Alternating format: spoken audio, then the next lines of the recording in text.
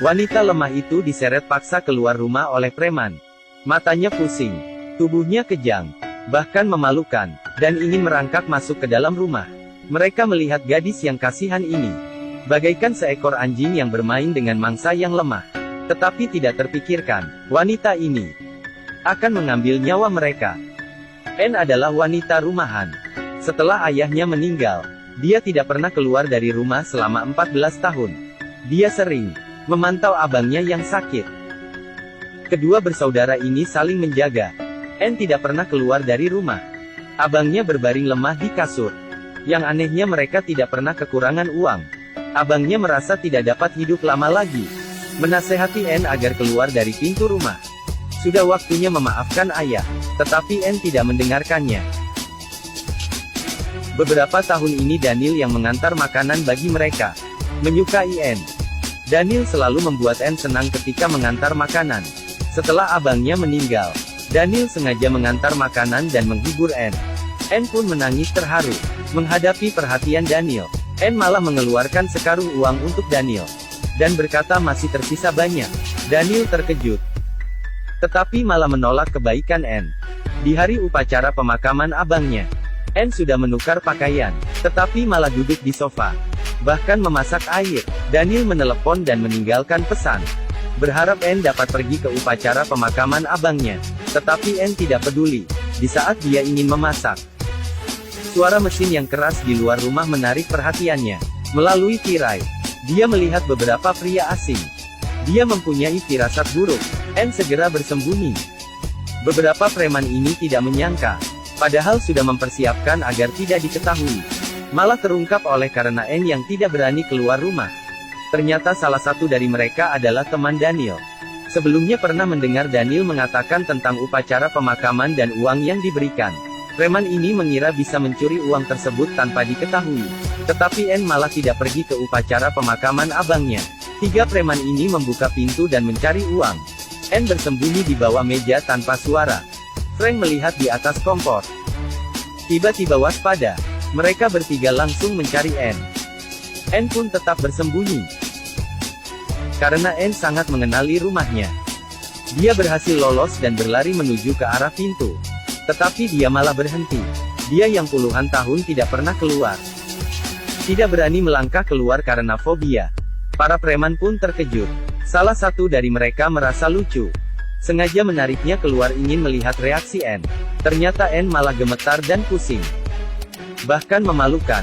Mereka menyuruh bawahan membawa Anne ke atas, berencana menanyakan di manakan uang itu disimpan. Tiba-tiba Daniel datang, langsung bertanya pada temannya ada apa. Dia tidak tahu Anne tidak dapat keluar dari rumah. Telepon juga tidak diangkatnya, karena khawatir sehingga dia datang, malah ketemu dengan temannya. Anne merasa Daniel adalah bagian dari mereka. Dia berlari keluar dengan kecewa. Dua preman lainnya naik, merasa Daniel yang menghentikan mereka, langsung memukulnya. Mulai mencari Anne lagi. Wanita yang lemah ini, siapa yang dapat terpikirkan jika ada orang asing yang masuk tanpa izin, bagaikan lalat yang masuk ke sarang laba-laba. Tidak ada satupun yang terpikirkan. Preman ini juga. Bawahan preman itu memaksa Anne sampai ke toilet. Setelah mendengar suara, kedua preman lainnya pun tenang dan tidak peduli. Tanpa diduga, Anne mengambil pisau dan menusuknya. Bawahan preman itu pun berbaring di lantai dengan penuh darah. Kedua preman lainnya merasa aneh, mengikuti jejak darah sampai ke ruang bawah tanah. Tanpa diduga tangganya masuk dan menghilang. Bawahan preman itu pun sudah tak bernafas. Pintu di ruang bawah tanah juga tidak dapat dibuka. Tidak lama kemudian Daniel juga dilempar ke bawah. Anne muncul di atas, dengan tatapannya yang kejam. Dia menggunakan mekanisme untuk memisahkan Frank dan rekannya ke kamar yang berbeda.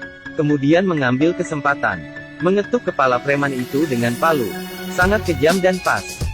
Sama sekali tidak memberi waktu untuk melawan. Daniel berdiri dan ingin mencari jalan keluar. Dia menemukan sebuah kulkas. Ketika dibuka terlihat mayat yang sudah membeku, membuatnya takut. Di saat ini Anne muncul, melemparkan Daniel ke ruang Frank. Anne mulai pengujian terakhir. Frank melihat aksi Anne, sadar bahwa Anne bukan pertama kali melakukan pembunuhan ini. Ternyata Anne adalah korban kekerasan ayahnya. dan abangnya membunuh sang ayah untuk menyelamatkan Anne. Mereka pun merenovasi rumah, mengubah menjadi rumah yang kompleks, mulai menghukum orang-orang jahat yang mirip dengan ayahnya. Uang itu juga diambil dari orang-orang jahat itu. Frank berdebat dengan Anne tentang pri kemanusiaan, membuat Anne stres. Akhirnya dia menyuruh Daniel ke depan, memberinya sebuah pistol, untuk membunuh Frank dan dia akan dilepaskan. Tanpa diduga Frank mengambil pistol itu, mengarahkan pada kepala Daniel untuk mengancam Anne. Anne pun membuka pintu melepaskan mereka. Pengoperasian ini sangat menakjubkan. Pernahkah kamu melihat seseorang yang memotong ayam hanya setengah saja? Saya tidak pernah. Frank yang berhasil keluar, kembali lagi ingin balas dendam, dan ingin melakukan kekerasan seperti yang dilakukan ayahnya. Daniel datang dan berteriak, "Jangan pukul lagi!" Membuat Frank terganggu. Anne mengambil pistol di celana Frank, dan menembaknya hingga mati, dan berkata pada Daniel, "Saya memaafkanmu." Kemudian melepaskannya. Dia berjalan keluar pintu, membakar rumahnya dan pergi. Film ini bernama Shut In, bercerita tentang seorang wanita yang kelihatan lemah tetapi kuat menghadapi para preman. Yang paling kasihan adalah Daniel. Informasi obrolannya digunakan oleh teman untuk merencanakan kejahatan. Khawatir terhadap Anne malah disalahpahami. Beberapa jarinya dipatahkan, dan lututnya terluka. Yang paling untung yaitu dia masih hidup. Tujuan penyampaian film ini, mungkin ingin memberitahu kita, jika saat berkelahi pakailah pistol yang ada. Jangan simpan di dalam kantong. Mungkin begini. Kita ketemu di episode berikut.